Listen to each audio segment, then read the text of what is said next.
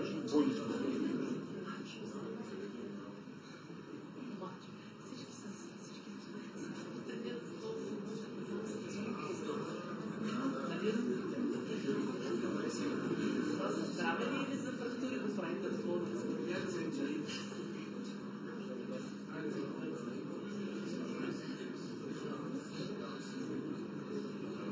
Аз съм тренирал 10 минути, имам вирусът, после като разплакан за плюто.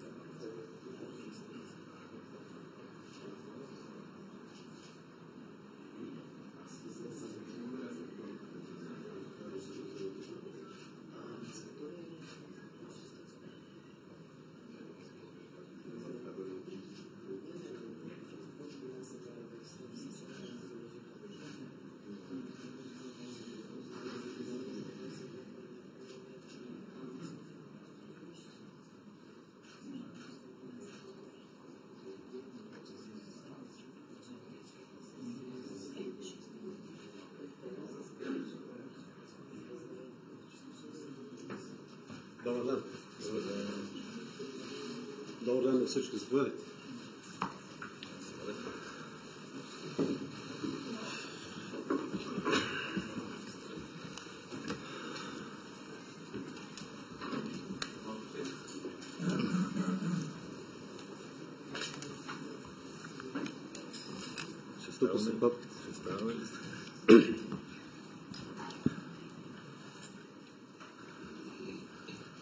Добър ден на всички. Уважаеми господин Главчев, уважаеми дами и господа, уважаеми представители на медиите. Провеждаме днешните консултации в изпълнение на новата редакция на член 99, алинея 5 от Конституцията на Република България. За първи път провеждам консултации едновременно с всички парламентарно представени политически сили. Правя го, защото от една ръка следвам стриктно новите текстове в Конституцията и от друга страна считам, че политическата ситуация изисква политическа отговорност и максимална оперативност от всички нас. Защото както вие партиите, така и цялото ни общество очаква час по-скоро яснота за служебното правителство и за предстоящите извънредни парламентарни избори. Затова и провеждам консултациите в присъствието на определеният от мен кандидат за служебен министър-председател. Една сложна формулировка, но така е по Конституция. В присъствието на господин Главчев, за да може да се изпълни едно от условията, които вие приехте в Народното събрание, а именно Народното събрание чрез тези консултации да бъде част от процеса по съставяне на служебно правителство, за което ще трябва да носи съответно и отговорност. И в този смисъл е напълно естествено да получите още на този етап информация лично от господин Главчев, а не от медиите. Още нещо, виждам, че представителите на БСП за България ги няма на консултациите, така са заявили. Искам да направя уточнение, че заявките за опозиционност, според мен, не означават липса на политическа отговорност и на правосъзнание. Защото всяка една партия, особено парламентарно представените партии, трябва да има отговорност преди всичко и уважение към Конституцията на Република България. И още едно важно уточнение. До сега съставянето на служебното правителство, изобщо служебното правителство, винаги се е свързало с президента. Вече не е така. Отговорността, съгласно редакциите в Конституцията, е изцяло, говоря по съставянето, в ръцете на кандидата за служебен министър-председател.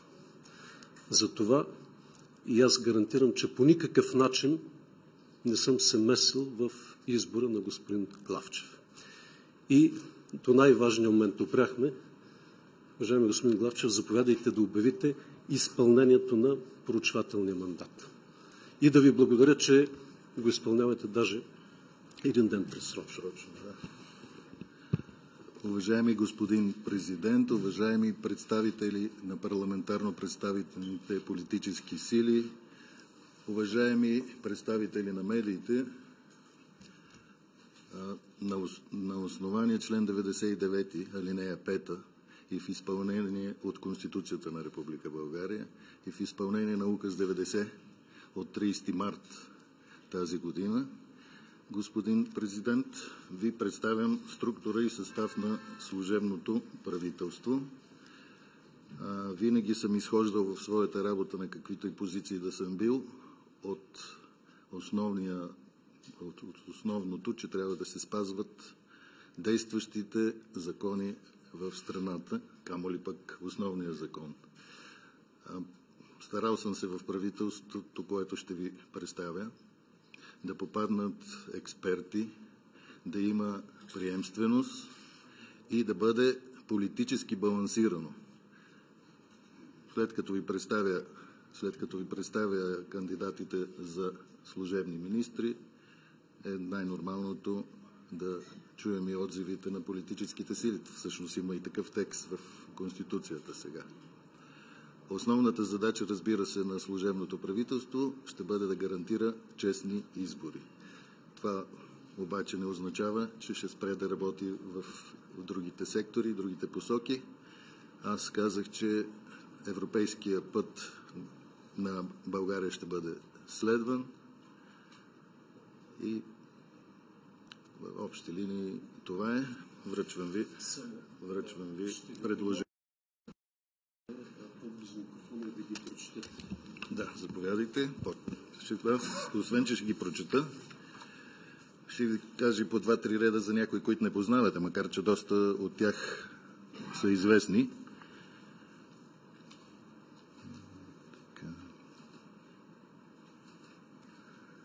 Първо, за служебен вице-премиер и служебен министър на финансите Людмила Петкова. Людмила Петкова е безспорен капацитет в областта на финансите, с нас 30 години опит в областта на данъчната политика и управлението на публичните финанси. От 2010 година работи в Министерство на финансите, била е директор на дирекция данъчна политика, както и заместник финансов министър. За служебен министър на вътрешните работи Калин Стоянов. Завършил Академията на МВР. Професионалният си път в системата започва 2003 година. След разговори с представители на бранша поканих господин Стоянов. Тук съвсем откровено трябва да кажа, че това ми беше най-трудното решение. Колебах се до вчера, но след като и ръководителя на професионалното ръководство вчера подаде оставка, си мисля, че ще бъде доста голямо предизвикателство за системата и двамата да бъдат извън нея по време на избори. Още един път ви казвам, че проведах и среща с полицейския синдикат. Те твърдо застанаха за господин Стоянов. Даже казаха, че ще бъдат, използвам много мек израз, ще бъдат демотивирани да участват в организацията на изборите, ако господин Стоянов, който извършил толкова много реформи, бъде сменен. Много време отделих, защото това е възлова тема и затова отделих толкова много време. За служебен министър на регионалното развитие и благоустройството госпожа Виолета Коритарова. Била е изпълнителен директор на Агенция по геодезия, картография и кадастър. Има дългогодишен опит в системата. За социален министър господин Ивайло Иванов. Много добре познат специалист е в областта на социалното дело. Той е настоящ директор на Националния осигурителен институт. За служебен министър на отбраната генерал Атанас Запрянов. Завършил е военно училище в Велико Търново. Добре познат е, мисля на всички ни е добре познат. Бил е и военен представител на България във военния комитет на НАТО, настоящ заместник министър. За служебен министър на външните работи Ивайло Върбанов Ценов. 15 години консул в Австрия, във Виена, с много добри връзки с австрийското правителство. Ръководил съм се от това, тъй като знаете, че това е единствената държава, която е против приемането ни в Шенген и по земя. За служебен министър на правосъдието госпожа Мария Павлова. Доказан специалист в областта си. Била е заместник министър на правосъдието, заместник на главния прокурор. За служебен министър на образованието и науката, като ви казах за приемственост, изключвам господин Калин Стоянов, като казвам за приемственост, съм имал предвид и Министерство на образованието. За служебен министър предлагам професор Галин Цоков. Мисля, че е добре познат на всички. При разговорите с него ми каза, че предстои оценяване в средното образование и една смяна, прецених, че една смяна би утежнило процеса по тази оценка. За служебен министър на здравеопазването госпожа Галя Кондева, специалист-хематолог с опит в мениджмънта, изпълнителен директор на специализираната болница за лечение на хематологични заболявания. За министър на културата изборът ми се спря върху Найден Тодоров. Мисля, че и той е много добре познат. Диригент е бил и в Пловдивската опера и филхармония, в Русенската опера и филхармония. От 2017 година е директор на Софийската филхармония. За служебен министър на околната среда и водите Петър Димитров, по-настоящем е заместник министър на околната среда и водите. В продължение на 20 години е специалист в областта на екологията и 20 години е работил в басейнова дирекция Дунавски район. За служебен министър на земеделието ви предлагам господин Кирил Вътев. Пак се връщам на приемствеността, за която казах. Менеджер е с доказан опит в областта. В момента също така е министър на земеделието.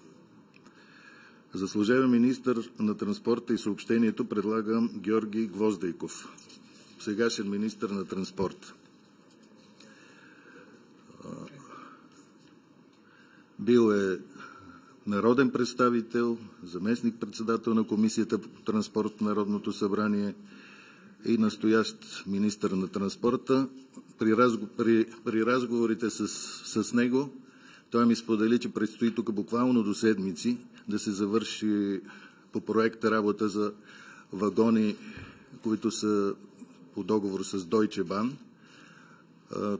И има опасност наистина да не се състои тази сделка. В момента, в който тя се осъществи, ще поканим всички да видите за какво става въпрос. Това са действащи вагони на Deutsche Bahn. Мисля, че всеки, който е бил в Германия в случая, знае какво е качеството на железопътния състав там. За служебен министър на икономиката и индустрията ви предлагам Петко Николов. Завършил е УНСС, бил е председател на КЗК, на Патентното ведомство, на Агенцията по приватизация и на Национална компания Индустриални зони. За служебен министър на иновациите и растежа ви предлагам господин Росен Карадимов. Той е доцент по право, с дългогодишен юридически опит. В момента е председател на надзорния съвет на Българската банка за развитие. За служебен министър на енергетиката ви предлагам Владимир Малинов, юрист по образование, към момента изпълнителен директор и член на управителния съвет на Булгартрансгаз ЕАД. За служебен министър на електронното управление ви предлагам Валентин Мундров. В момента е заместник директор на същото министерство. Заместник министър, директор е бил на дирекция в информационно обслужване. За служебен министър на туризма ви предлагам господин Евтим Милошев.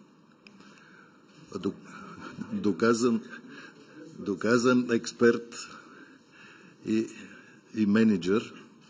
Лично го познавам от много години и навсякъде, където е работил, се е справил добре. Мисля, че и всички сте свидетели. Има и други хора, които го познават добре. И за служебен министър на младежта и спорта ви предлагам Георги Глушков, председател на Баскетболната федерация. Всички знаете, или който не знае, това е първия българин, който е играл в Националната баскетболна лига в Съединените щати. Доскоро единствен, сега след Сашо Везенков вече имаме още един за радост. Благодаря ви за вниманието. От мене толкова. Чухме проектосъстава на служебният Министерски съвет. Затова съм ви поканил. Според Конституцията на тези консултации имате думата за въпроси, за мнение. Само ще ви помоля, знам, че предизборната кампания на практика започна. Това се вижда от всички. Знам, че когато се опре до състав на Министерския съвет, до министри, всяка партия, разбира се, има своите интереси, но искам да призова за дипломатичен, за балансиран тон. Така че нека възраженията или мненията, или претенциите, или неодобрението да бъдат съответно по начин, който е присъщ не за парламента, ще помоля за тази институция.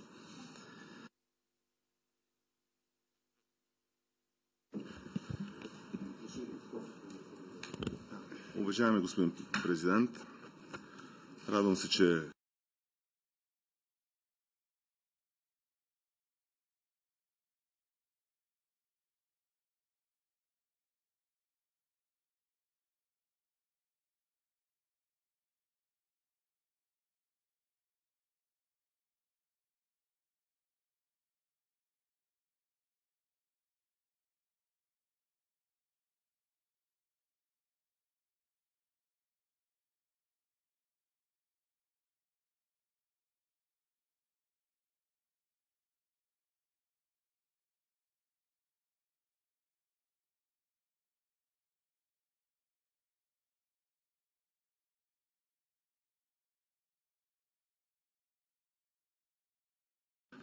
Калин Стоянов и във вчерашния ден, по време на парламентарното изслушване, и в дните, в които преговаряхме, и в дните от протеста, който се случи след наистина безобразията, които се случиха в София и побоищата, ние ясно заявихме, че когато Калин Стоянов беше първо предложен от ГЕРБ, преди аз да се срещнам, за да бъде ясно на медиите, ние казахме, че той не само, че е ярка политическа фигура, която вече се свързва с ГЕРБ.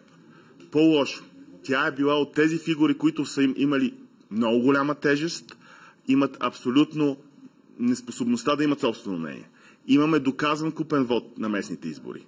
И избора на този вътрешен министър показва за нас абсолютното политическо, извинявам се да го кажа, господин бъдещ премиер, наглост да бъде сложен на масата. Това е за Калин Стоянов. След това няколко други хора. Господин Мундров, министъра, който беше подменен в последния момент от госпожа Мария Габриел, който никога не беше дискутиран като възможен министър по начин, по който да бъде приет. По начин, по който да бъде приет. И тя беше в последния момент подменен, никога не беше в крайните листи на потенциалните министри.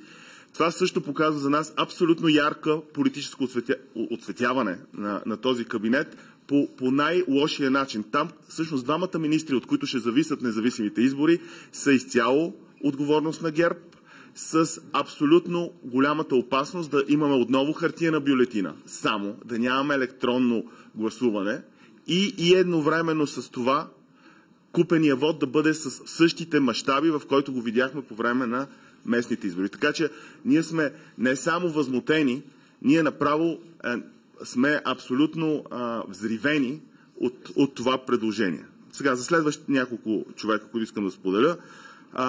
Госпожа Павлова. Тя е, доколкото знам, заместник на господин Сарафов. Когато говорим за превзета държава и дълбока държава, господин Сарафов от наша гледна точка е олицетворението. Когато се вземе заместника на този човек, това е обида отново за нас като парламентарна група, с която имахме надежда да направим правосъдие, което е безпристрастно. И това ваше движение отново показва пълното оцветяване на този кабинет.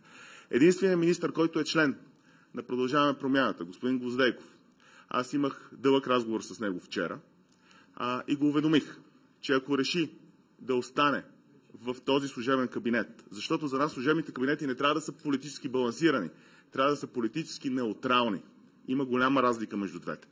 Това решение ще бъде изцяло негово и ако той реши да го направи, той ще бъде изключен от Продължаваме промяната.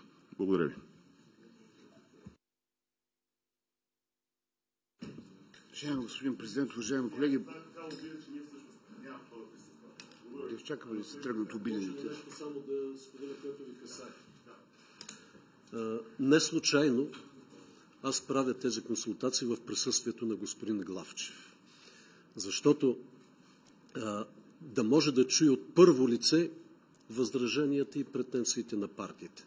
Но не забравяйте, според Конституцията, така както вие я променихте, негова е отговорността и той следва да прецени дали да се съобрази с вашите претенции или не.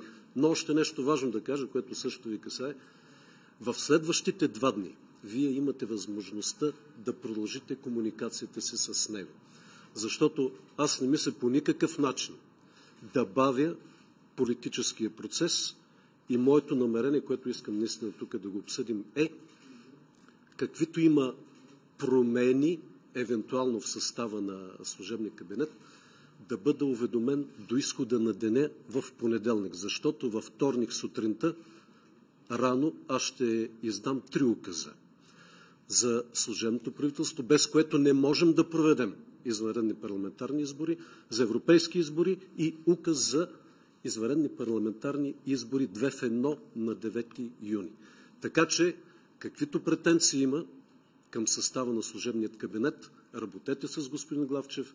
Той има даден офис в стария парламент, така че отворен е за комуникация, възраженията към него и вече той да преценява дали ще приеме или не.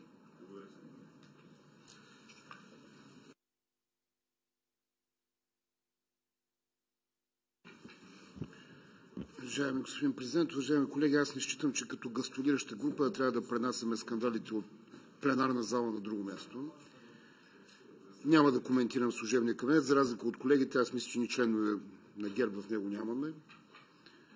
Ще му направя коментар политически, когато приключи мандат, защото обичам да коментирам резултати. А и опита ме е научил, че резултатите от изборите не зависят от министъра на вътрешните работи, а зависят от качеството и убедителността на политиците, които се явяват на изборите.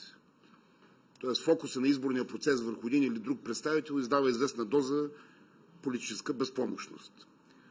Стремежа си да бъда кратък, с очакване да се организират честни избори и с надежда почти 3-годишния спазъм, където цялата обществена енергия на партиите отиде в взаимното им унищожение и не остана енергия да се задвижат обществените системи, да има промени, които да носят резултати за хората, с надеждата след следващите избори да се появи един по-съзидателен модус, освен противопоставянето между политическите сили, да се намери формулата, която да позволи с малко повече съгласие, с малко повече мъдрост, целият фокус да бъде върху постигнати резултати и промяната на републиката за добро. Благодаря.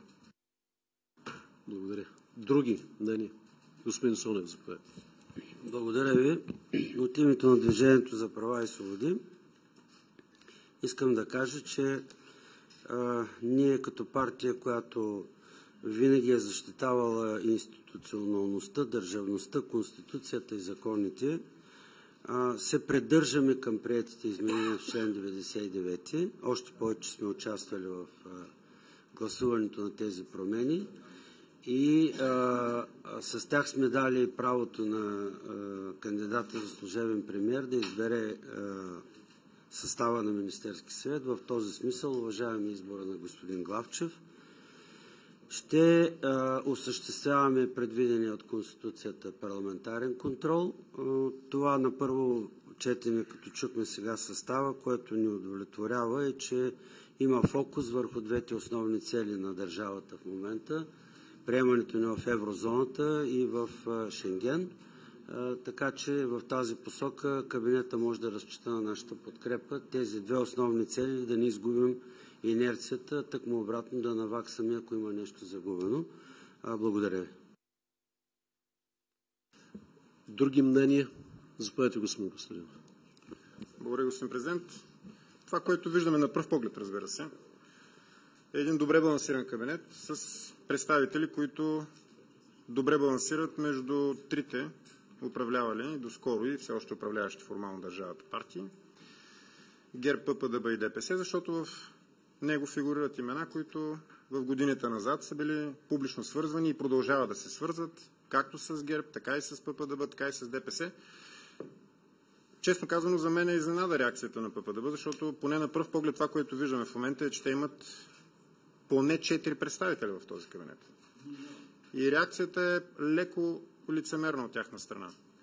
За останалите политически сили, които може да се каже, че са свързвани с представители, министри в сегашния кабинет, като ГЕРБ и ДПС, мисля, че много бързо, след като вече имената са ясни, така или иначе, ще има анализ на всяко едно от тях, ще се разгледа каква е биографията, политическите връзки, контакти и всичко останало, но това, което казах в самото начало, ще го повторя още веднъж, с огорчение казвам, добре балансиран кабинет между ГЕРБ, ППДБ и ДПС, който може би подготвя вече една втора тройна коалиция, вече може би по-така строго балансирана и комбинирана след изборите, защото до сега имаше неформална коалиция, останала известна с позорното име сглобка или не коалиция. Няма как да им е доверен на такъв кабинет, че може да проведе честни и свободни избори. Но имаме едно голямо предимство и то е, вие казахте, че изборите са 2 в 1, нали така? Така. В този случай е хубаво всички политически сили, които искаме да има висока избирателна активност, за да може все пак този предварително написан сценарий да не се осъществи, да направим всичко необходимо, за да изкараме максимално голям брой хора, които да излязат да гласуват. Защото само единствено по този начин можем да преодолеем силата на купения и манипулирания вот. Това е единственият подход и Възраждане ще направи абсолютно всичко, което зависи от нас, за да мобилизираме колко се може повече хора, защото имаме златен шанс сега на 9 юни, пореден втори, последен шанс да успеем да обърнем хода на историята в полза на България, на българските национални интереси, защото е крайно време България да има българско, а не евроатлантическо правителство, което да отразява настроенията на всички български граждани, а не само на една малка и маргинална част от нашето общество. Благодаря. Вие имате ли представител в правителството? Ние ли? Да, Юринов.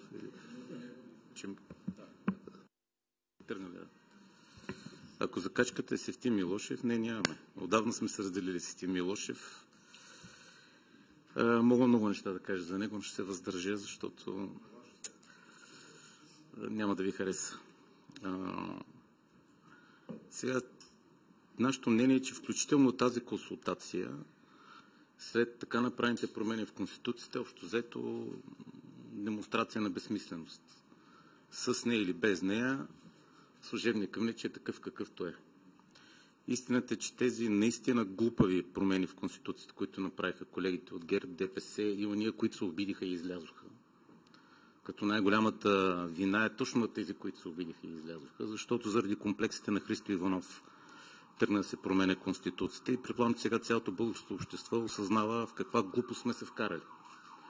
Съвсем логично е да има съмнение за партийно влияние в този служебен кабинет и то няма как да е по друг начин, по начина, по който е конструирана Конституцията.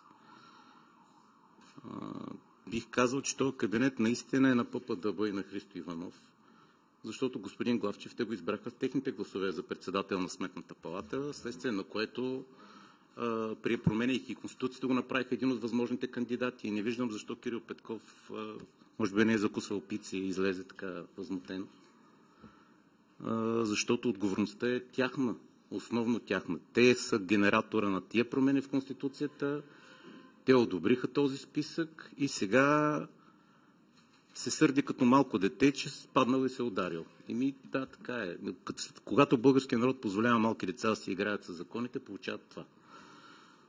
Така че ние като народ и като политици и като парламент ще си изстрадаме този период, защото той е законен, тъй като Конституцията го повелява така и се надяваме специално ние, Конституционният съд най-накрая да се сети каква му е ролята, да разгледа двете заведени жалби, да вземе решение и ако това не се случи, в следващия парламент ние ще търсим конституционно мнозинство, защото съм за промяна на промените, които направиха тези, които излязоха от стаята, защото съм убеден, че и ГЕРБ и ДПС знаят, че имаше глупости прияти и съгласували, както казахме преди, коалиционно, но тъпо.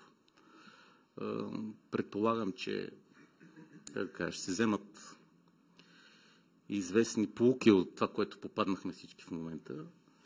И се надявам в следващия парламент да направим и това, да оправим Конституцията, защото това в момента е абсолютно излишно, вредно и вината се носи от тези, които инициираха тези промени, а точно виновните избягаха от стаята. Това е, което мога да ви кажа. Госпожа Петкова, заповядайте. Благодаря. Уважаеми господин президент, уважаеми дами и господа, ако позволите, господин президент, аз бих искала да обърна и вашето внимание и вниманието на бъдещия служебен министър-председател към една тема, която считам, че е много важна, а именно публичните финанси на България. През последните няколко дни се появи информация, от която става ясно, че в последно време се извършват разходи на публични финанси в особено големи размери. Нещо, което е така силно притеснително. Подобен подход при разходването на публичните финанси крие няколко много съществени риска. Първият риск е свързан с ликвидността на системите, особено на социалната система. И как това би се отразило на дефицита на бюджета и съответно към това ние да преследваме нашата основна цел и приоритет да станем член на еврозоната. Подобен неразумен подход при разходване на публичните финанси е наистина изключително притеснителен и аз апелирам към това служебният министър-председател и служебният кабинет наистина да обърнат много сериозно внимание на тази тема, защото тя наистина е много важна. Това поведение на правителството в оставка и на финансовият министър ни притесни изключително много и по този повод взехме решение в българския парламент, с което лимитирахме възможността за извършване на разходи от страна на правителството в оставка. Считаме, че това наистина е много важно и трябва да бъде така обект на проверка. Притеснението ни идва от това, че на практика в този период на годината се извършват разходи, без да имаме сигурност, че приходите ще постъпят, тъй като тук става дума за фактически разходи и приходи, които са заложени в бюджета на база прогноза. Прогнозата по отношение на няколко вида данъци, закон за облагане доходите на физическите лица, закон за корпоративното подоходно облагане ще станат ясни едва края на април и юни месец. А извършването на тези разходи в този период от годината е необичайно за Министерство на финансите, така че това така е моето притеснение и просто държах да го споделя с вас и с колегите. Благодаря ви. Господин Цонев. Благодаря, господин президент. Да се присъединя с няколко изречения към темата на колежката Петкова. Ние също бяхме притеснени и в тази връзка пристъпихме към едно така доста тежко решение да на практика да забраним разходването на средства по консолидираната бюджетна програма, с изключение, разбира се, на тези, които няма как да бъдат спрени, за да не спре да функционира държавата. Но да кажа нещо много важно, защото чухме вече оценки и тепърва ще чуваме, че всички разходи са направени в съответствие с Закона за бюджета. Така е, но Закон за бюджета не е само баланс между приходи и разходи. Закон за бюджета е и тяхното времево разполагане. Защото определени разходи се правят в определено време, определени приходи пристигат в определено време. И този баланс е точно толкова важен и сложен, колкото и баланса между приходите и разходите.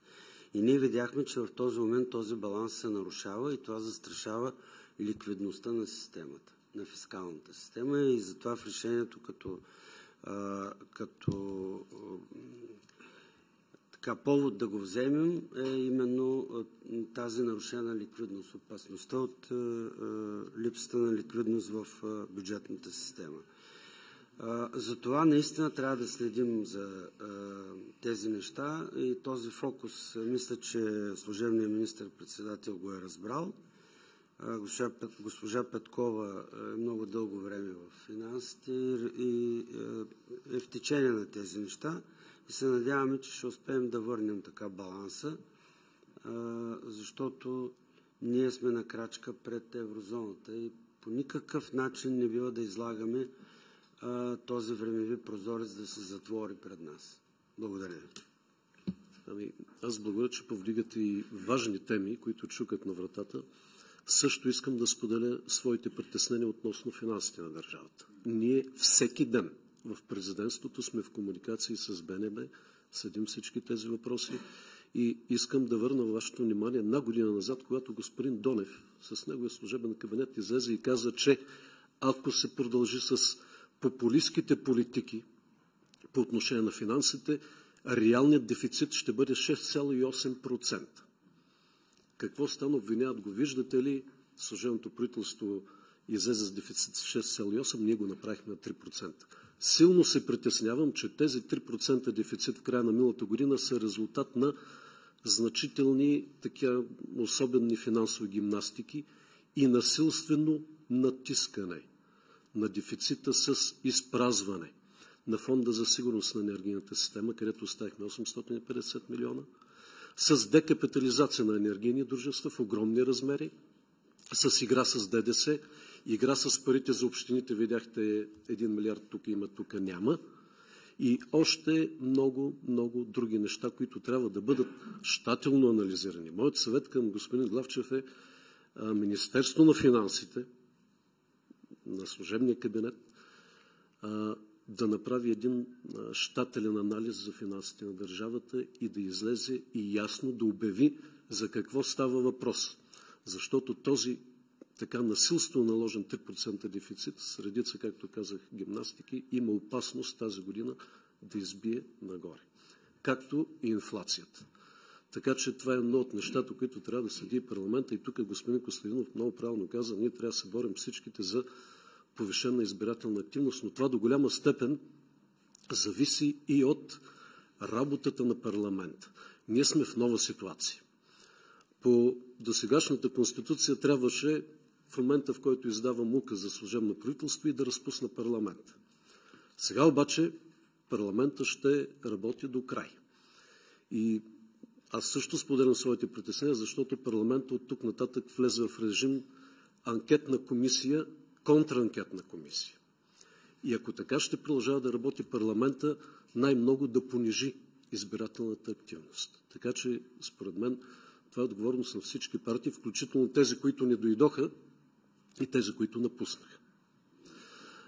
И затова е особено важно този служебен кабинет, не говорим само за политически контрол и за политическа отговорност, но той все пак трябва да получава и някакво политическо ръководство, и то няма откъде да дойде, освен от българския парламент. И то, разбира се, с конструктивни тези, с конструктивни предложения и инициативи. Заповядайте, господин. Понеже стана въпрос за публичните финанси, ние поставихме един въпрос просто като, така да се каже, уведомление и към вас, и към бъдещия министър-председател за това, че се манипулират данните на официалната статистика. На изслушването в парламента господин Атанасов, който е председател на НСИ, отрече, но безпрецедентно, след 3 дни получихме официално писмо от служители в НСИ, внесено в деловодството на Народното събрание, които заявяват точно обратното и цитират писмо от шефката на Евростат, която малко хора в България знаят, че това е българката Мариана Коцева, която беше преди това шеф на НСИ. В това писмо Евростат заявяват, че виждат нередности в работа на НСИ. Всичко това се върши, естествено, под диктата на финансовия министър Асен Василев, с идеята да може да се изнасилват числата, за да влезем в неговия фетиш 3% дефицит. Вие го споменахте, но нека да кажем още веднъж, че тук не говорим само единствено за съмнения за злоупотреби, свързани с финансовите средства и за непрозрачното им разходване в името на тази много обленувана от него цел, влизането в еврозоната, за която много пъти сме повтаряли, че трябва да има референдум, се стига и до фалшифициране на данни на статистиката, което вече е много сериозно престъпление. И точно поради тази причина днес ние ще отидем в НСИ да разговаряме по темата и ще искаме, и господин Главчев, обръща се към вас, направете необходимото да се направи проверка и да се види, защото това е сигнал, който е от служителите на НСИ, официален, и се базира на писмо от Евростат. Тук не говорим вече за политика на партия. Тук говорим вече за държавна политика.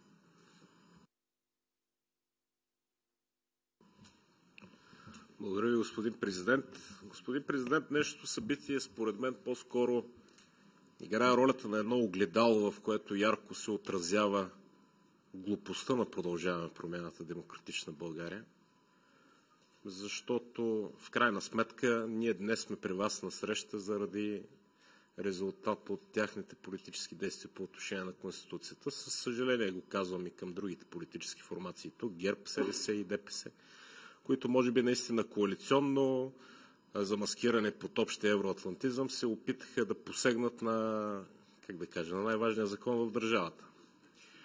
Резултатът е ясен. Надявам се след края на днешната среща най-после да се постави точка на този резултат, да изтърпим тези 2 месеца, в които предстои да се случи служебното правителство и се опитаме да идем на едни максимално честни избори, защото вие заговорихте за предстоящата избирателна активност и поведението на българските граждани, но изумително е как човек като Кирил Петков, който аз съм сигурен, че по време, тъй като предстои предизборна кампания, те ще използват всичко възможно да коментират, че изборите са застрашени, че изборите ще бъдат купени, че изборите ще бъдат манипулирани. Изумително е, че същия този човек, според сведенията на настоящия и бъдещ служебен министър на Министерството на вътрешните работи Калин Стоянов, върху него е бил упражняван натиск от страна на Кирил Петков, натиск, чрез който негов близък приятел, настоящ заместник министър на вътрешните работи, приятел на неговия баща,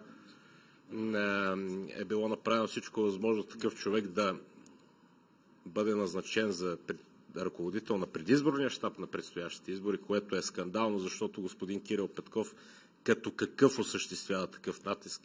Само си спомнете сведенията на бившия министър на електронното управление, който твърдеше за председателски съвет в Народното събрание, че същия този човек го е натискал поради други корупционни причини в неговото министерство, но този човек му беше назначена охрана, която да си грижи за неговата сигурност. И същия този човек днес стои в тази зала, тук в тази стая при вас и говори за честност на изборите, за прозрачност на изборите.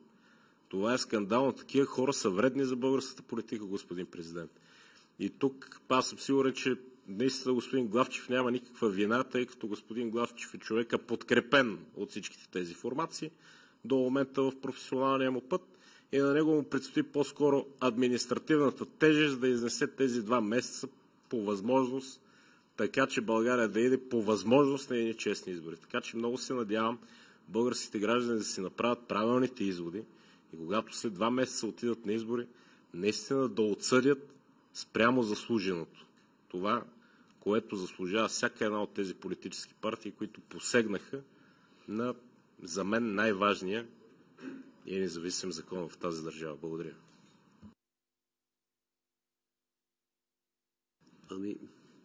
Освен да пожелаем на господин Главчев, водейки се от статистиката до момента, че единственото плащане по плана за установяване и устойчивост е по време на служебното правителство. Дано най-сетне да получим второто плащане, след като редовните правителства не могат, пак по време на служебно правителство. Но ние сме явно единствената държава, която сама заложи политически условия, които не може да изпълни в своя парламент, за да се отпуши плащането по плана за установяване и устойчивост.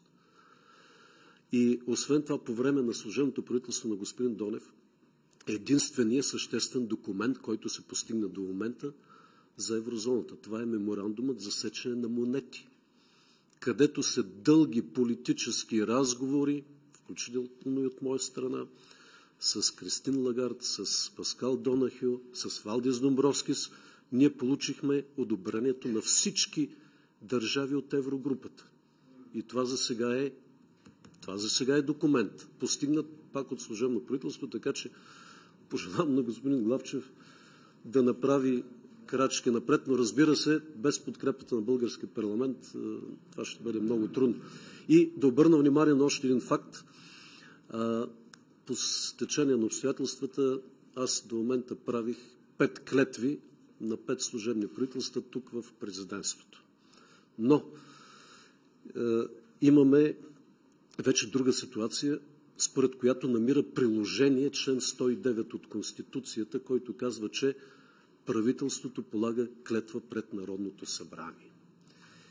И още веднъж да споделя така моя замисъл и виждам, че явно среща одобрение. Каквото има като претенции и съвети към служебния кабинет, нека към господин Главчев до изхода на деня в понеделник.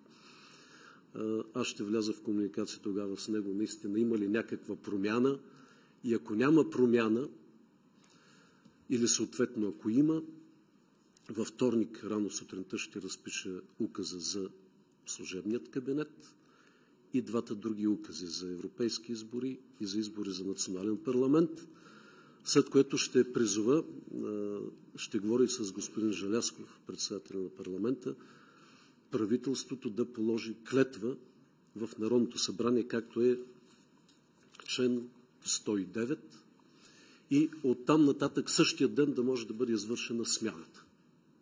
Приемане-предаване на властта.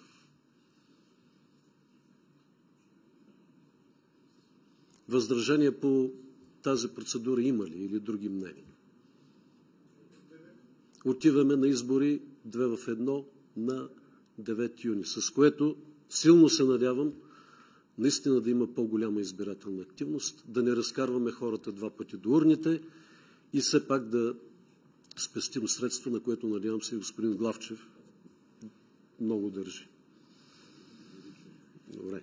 И наистина най-важното, въпреки всички неща, които се изрекаха тук, аз благодаря, че дойдохте на тези консултации и това е знак, че може да се работи коректно и по цивилизован начин и наистина се надявам най-важната функция на това правителство – честни избори, но не единствено. Знаем го от опит, казва се винаги: правете само честни избори, нищо друго не пипайте. До от първия ден ще ви се наложи да решавате важни въпроси в интерес на българските граждани и на страната.